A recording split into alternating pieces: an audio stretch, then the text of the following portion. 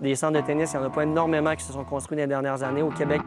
On a hâte que les gens voient les nouvelles infrastructures.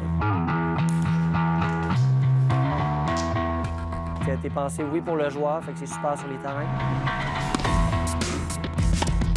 Mais aussi pour les accompagnateurs, pour les spectateurs. On est vraiment très contents. On a hâte que les gens voient les nouvelles infrastructures. Là. Jean-Sébastien, la dernière fois qu'on s'est vu ici, ça avait pas l'air de ça.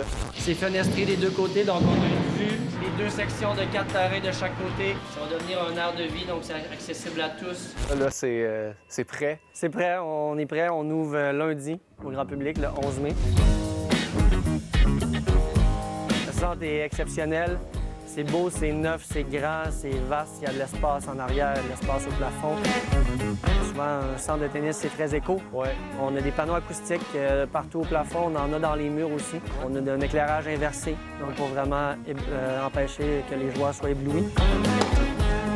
On a pris les normes internationales, on a pris vraiment les standards des tournois ATP. On s'est dit, bien, si on veut des tournois, c'est quoi que ça nous prend? C'est quoi les nouvelles normes de dégagement de plafond, dégagement arrière? Puis on a construit en fonction de ces normes-là, en fonction des bons coups des autres centres. On a communiqué aussi avec les autres centres qui s'étaient construits, que ce soit Calgary, que ce soit Halifax. Donc ici, on est vraiment sur les terrains. On a une surface exactement la même que Montréal. Okay. Donc une surface acrylique. Donc c'est vraiment poreux, donc c'est confortable pour les joueurs. Les bons vont vraiment être super. Les terrains sont exceptionnels, sont grands, ils ont du dégagement. Dans le centre, la mezzanine centrale, au milieu de 2 sections de terrain. Où on se trouve en ce moment. Exactement, où on a une vue plongeante sur les 8 terrains. C'est exceptionnel avec des fenêtres devant qui donnent sur le pickleball à l'extérieur, qui donnent sur la place publique. Je dirais que c'est le coup gagnant du centre. Pourquoi Québec avait besoin d'un centre comme celui-là? C'est très important. On a vraiment une bonne population de tennis. Il y a beaucoup de monde qui joue. On a beaucoup de terrains extérieurs. En intérieur, il y avait beaucoup de demandes dans certaines heures. C'était difficile à jouer, c'était difficile pour les jeunes de jouer. Il y avait aussi un besoin très, très important de tournois pour les jeunes qui veulent se développer. Donc, c'est une des villes qui avait moins de terrain intérieur par personne. Donc, oui, il va y avoir les équipes universitaires, donc le Rouge et Or. Oui, il va y avoir des jeunes, mais c'est aussi accessible à la population, à tout le monde, la population de Québec. Les gens vont simplement en ligne, ils vont pouvoir créer un compte et réserver sans abonnement, utilisateur-payeur. Donc, les gens veulent venir 2 fois, 5 fois, 10 fois dans l'année.